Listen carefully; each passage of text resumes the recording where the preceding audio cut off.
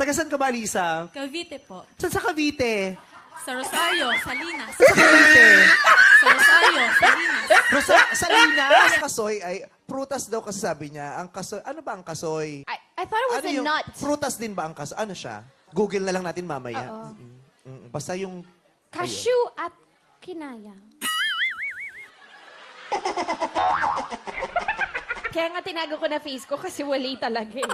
Pero may malinis na ba yung mga palakang bukid? Oo,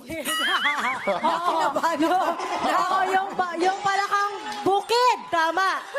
Yung palakang bukid. Oo. Kaya naman, iba na natin na usapan. Hindi ko kakainin yung balakang yun. Si Jen halos makaiyak-iyak kakatawa. Bukid! Yun daw yung malinis. Ayoko nung... Ay, naku, minsan hindi malinis ang ganyang balakang. Sorry po. Ayoko niyan. Wala akong kahilig-hilig dyan. Sobra na siya umiyak. Uy, Nakaka-stress. totoo na iyak niya. Masyadong Wag masaya, puputok.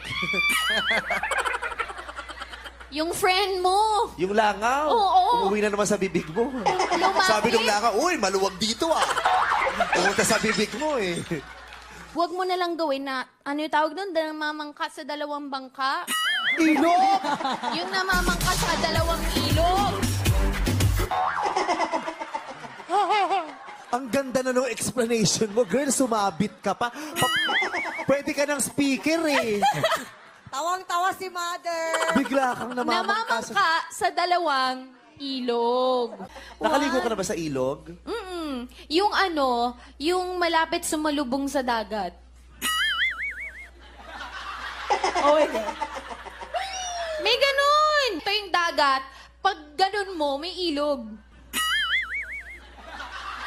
Oh my God. Pamilya ng Juhog. Ah, juhog. Juhog. Tsaka julangon.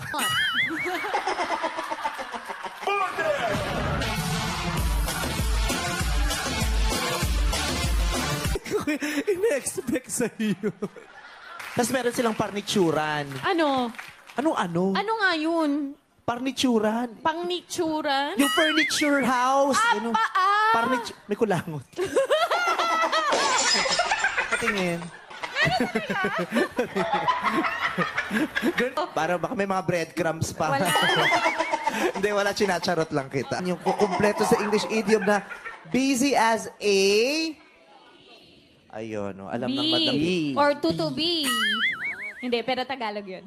Bubuyog, ganda, no? Ay, bubuyog pala. Kasi may B, kaya tutubi.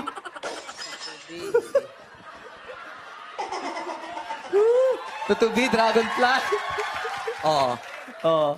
Di ba, naiyak ka, endorser ka pa man din ng Jollibee? Tutubi si Jollibee. Sabi ko sa'yo eh.